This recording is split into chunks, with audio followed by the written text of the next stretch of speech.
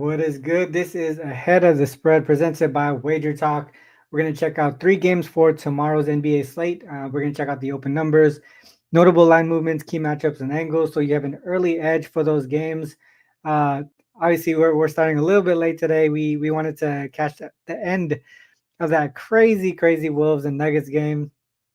Ski Profit here with me. I'm Ronald Cabang, another co-host here.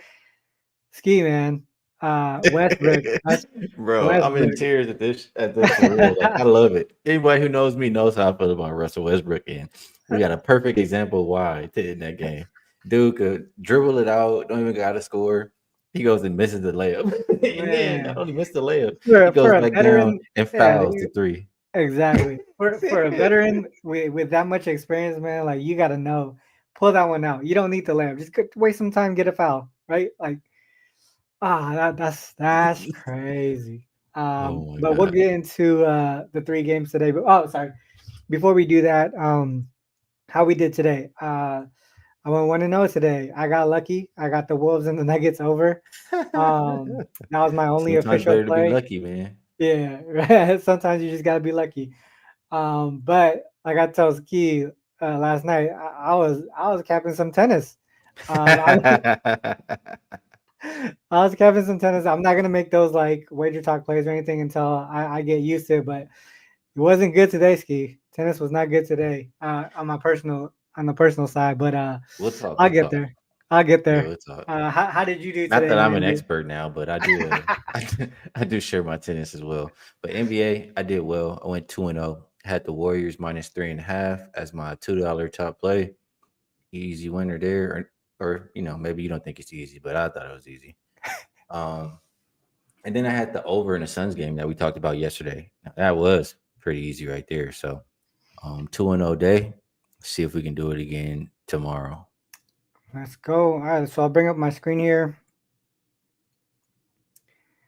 And there you go. All right, so we got odds logic here. If you wanna, oh shoot, hold on 1 second.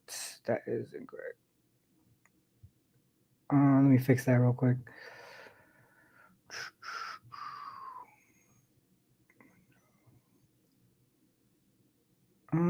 Wait, that's not working correctly. 1 second.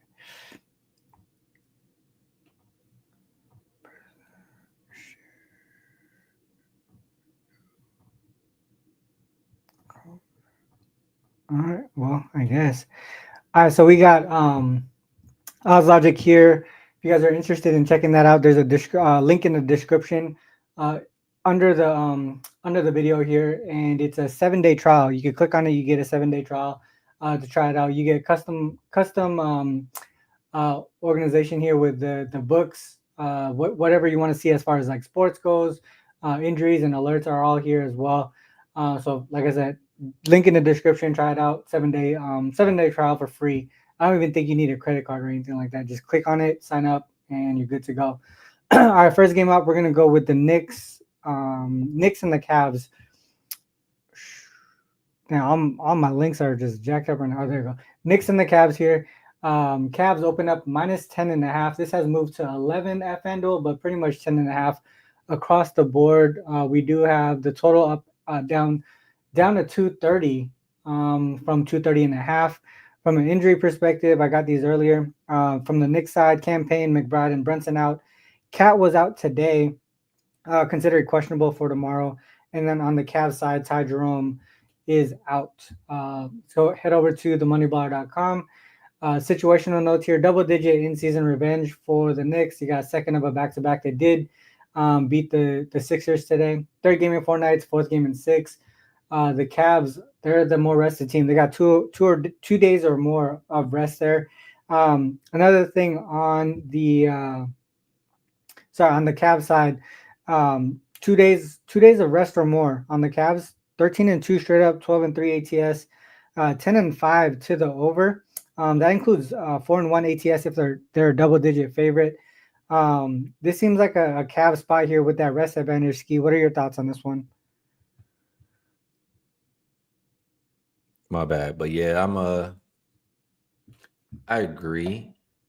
I'm having a little bit of trouble. Like the reason I not running to the window to take the Cavaliers is they haven't been playing the best defense. I feel like just the past. Maybe I'm mistaken. I need to look it up. But the past couple of games, I just feel like they haven't been playing the best defense. And to lay double digits, if you're not getting stops, I just don't believe in that. Mhm. Now, with that said, the Knicks injury report very well looks like they could get blown out. And at the same time, I mean, last time these teams played, Cavs beat them by 30 something. Those are the kind of Mhm. games you remember. So I could make cases different ways for both sides. So I probably will stay away, but I don't think there'll be a whole lot of defense played in this game. I would be looking more towards total going over.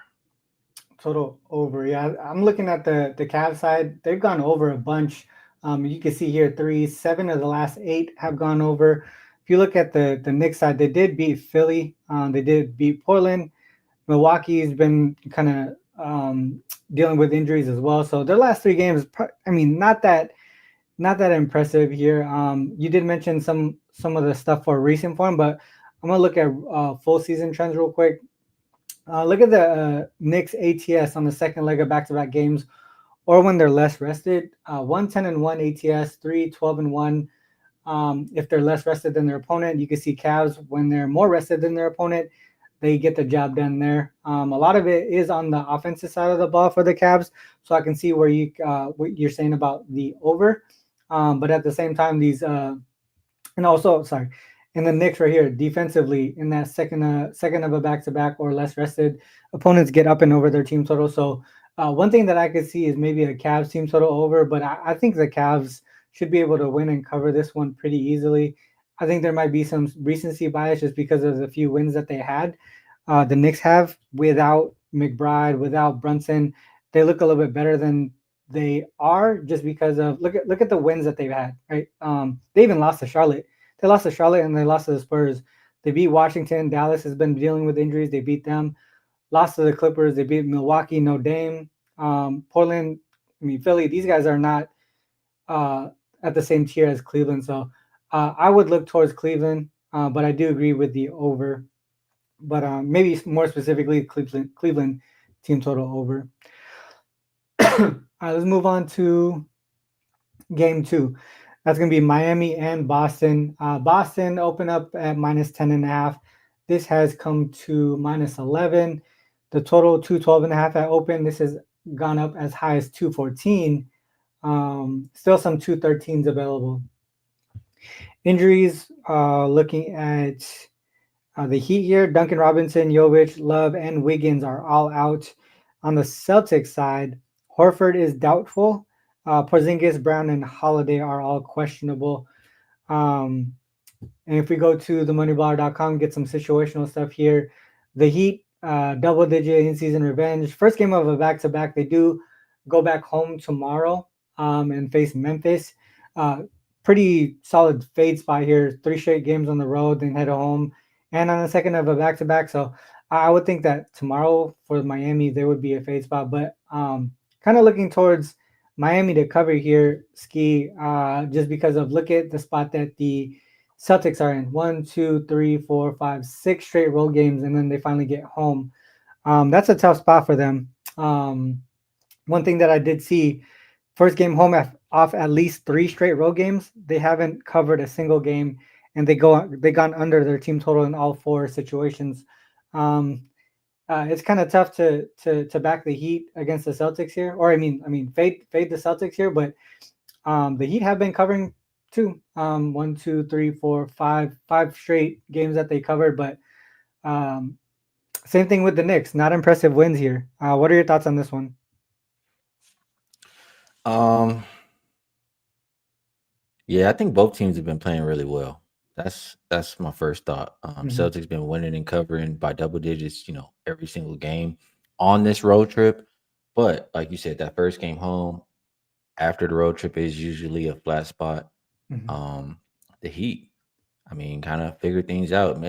Playing Jimmy Butler again, energized them a little bit. Now they're playing well. Um, it's a very, very tough game sidewise. I think I would trust the Heat to try to keep it close, just because I mean both teams have a lot to play for, and it's just a good amount of points. As I say that though, how about this, Cabang? I mean, I'm looking at the last few games that the Heat have played the Celtics. Celtics just really have their number. I mean, the Celtics own them as far Mhm. as, defensively. Look at these Heat. Let me pull it back up here. The Heat scoring numbers. You Dang. have 91, 85, 89, 84, 88. Hmm. It can't even score 92 points versus Celtics team. So that makes me think I can't take the Heat. The total going up when I see how good Boston's defense has been versus them, Hmm. that doesn't make sense to me. So I guess I'll look to buck the total going up. Like I think Miami is I guess I'll check the numbers, but I think they're okay defensively. And Boston, I think, if they've held them down every time, why can't they do it again tomorrow? Hmm. Yeah, looking at the last 10 games here, I see why the total is so low. If you look at the pace of play, 26 for the Heat, 30th for the Celtics. This is last 10 games. And then both teams defensively are really solid. But one thing that I wanted to point out, and every time we talk about the Celtics, I bring this up because they just continue to go under their team total. If you Oh look at yeah, team total here, 50, 24, and 1 to the team total under on the season, specifically as home favorites. 26 and 10 to their team total under. I know the Heat on the season, that those numbers don't look that great as far as opponent team total under. But if, like I mentioned, the last 10 games, pace of play plus pace of play plus their defensive efficiency, it all makes sense to me that whether the Celtics cover or not, that they stay under their team total because they've been doing it pretty much all season long. Um, whether they cover or not, it just their defense is solid enough to limit their opponents. So I agree with you. I think the Heat is the side though, just on the situational spot. But from a total perspective, I yeah, definitely agree with you on the under, um, or even specifically the Celtics team total under. I mean, it's one of those things like with your Houston first halves, right? Like if it ain't broke, don't fix it. And right. that's what it feels like with the Celtics team total under right now. Well, I'll say I do think Celtics team total under can hit. I mean, in those games that I mentioned for the Heat low scoring, I mean, Celtics not going crazy either 103, 103, 108. Hmm. They did have a 118 in there, but 102. So team total for tomorrow looks like 112 and a half. I could definitely see it staying under. I just would question why exclude the Heat. That would be my Yeah, only thing. no, it makes sense. It makes sense. So Heat are under for me. Let's go to that third game, and that's going to be Atlanta and Dallas. This opened up at -2 for Dallas. This has come up to 4.5, and then the total 237. This has gone up to as high as 238.5 at FanDuel. Still a bunch of 237 and a halves available though. Injuries, injuries. I wrote that down earlier. That's so Hawks, Capella's out. Jacob Toppin, Keaton Wallace are out. On the Mav side, Exum is out, but then Lively he practiced and is questionable for tomorrow. And then Caleb Martin and Anthony Davis, they are both considered probable tomorrow. So Anthony Davis definitely a key injury report person to be aware of. If we go over to themoneybar.com, the situational stuff here, Hawks double digit in season revenge. They are in the second game of back to back though. Um, they lost. Sorry, the Hawks. Did they? Yeah, they actually lost to Portland today by 14, and they were favorites. So they're in a sort of a bounce back situation. Third game in 4 nights as well. Mavs. They do have the rest advantage. Also in a bounce back spot, they did lose outright to the Nets the other day here.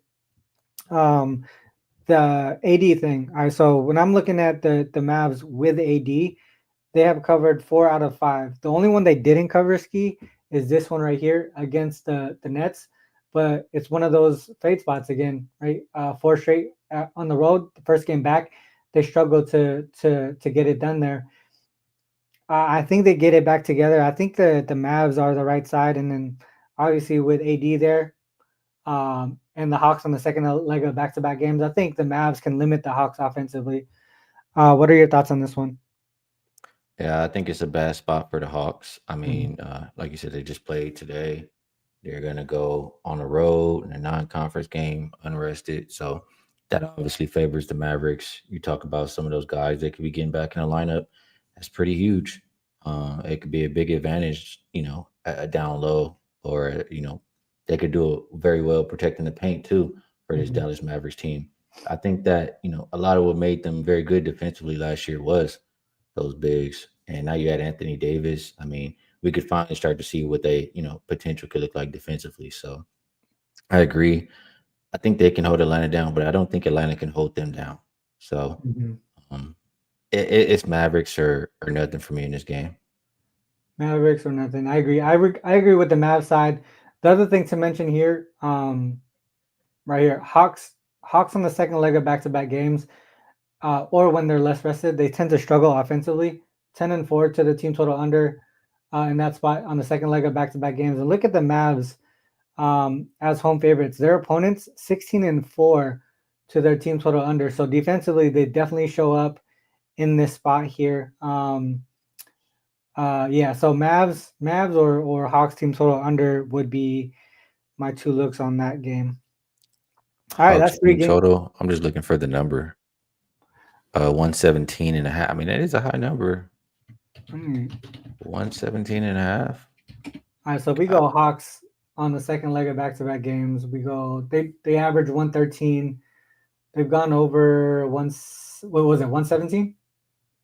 117 and a half. 1, 2, 3, 4. They've gone over 4 times out of 14 games. And then if we go to the Mavs and we look at how they do home favorite, it's that situation where they limit their opponents. Um, they're giving up 106.3. This is a high total. And every game where they went, where the total is a 230 or greater, 1, 2, 3, 4, 5, 6, 7. 7 of those 8 games, their opponents went under the team total. The only time the only time the opponent went over was against the Pacers, and the Mavs were on the second leg of back-to-back games. Obviously, it's a little bit different with AD on the court, no Luka, no Kyrie. But at the same time, when there's a trend like that, it kind of goes to how the coaching staff kind of prepares these teams. So I think that home favorites, regardless of who's on the court, they're going to show up defensively, and I think Hawks stay under that team total. It makes sense to me. Makes sense. um, how many games is that? That's 20 games. They've only given up over 117 twice. Right here against the Pacers, and then right there against the Sixers. So um, that might be a good spot there. All right, let's get to our top looks. Aski, we went through 3 games. Any last comments for the viewers here, and then your top looks? Yeah, we always appreciate you guys in the comment section staying up late to support the show, cap the games with us, and just have a good time. So much appreciated. Lucky Power reminding everybody to smash the like button. Says, fellas, it only takes a second. It doesn't cost you anything. So if you like the show, it helps us out if you could do that. Lets the people at Wager Talk know that maybe we should continue doing this, and then subscribe so you know when we are live. Also, want to thank you guys for being patient. Some of you were probably watching the double overtime like us, but some others probably were like, "Where's the show at?" So appreciate you guys being patient. Best looks out of what we talked about, I am gonna say Mavs or Hawks team total under. Mavs and or Hawks teams are under. All right, so we went through Knicks, Cavs, we went through Heat, Celtics, and Hawks, Mavs. I'm gonna give two. I'm gonna give a side and total look on each one. I haven't bet anything yet, but based on how we broke down the games today, game one, I would look towards the Cavs or the over. Game two, I would look towards the Heat or the under. And on the third game, Mavs or the under. I like that Hawks team total under. I think the way we broke it down seemed made so much sense. Skee. All right, that's the end of the show here. Went through those 3 games. Exactly what Skee said. Shout out to you guys for popping in here late. Um, that's the end of the show, guys. Whether you fade or follow, it is on you to make that call. Good luck with all your actions. Till next time, peace.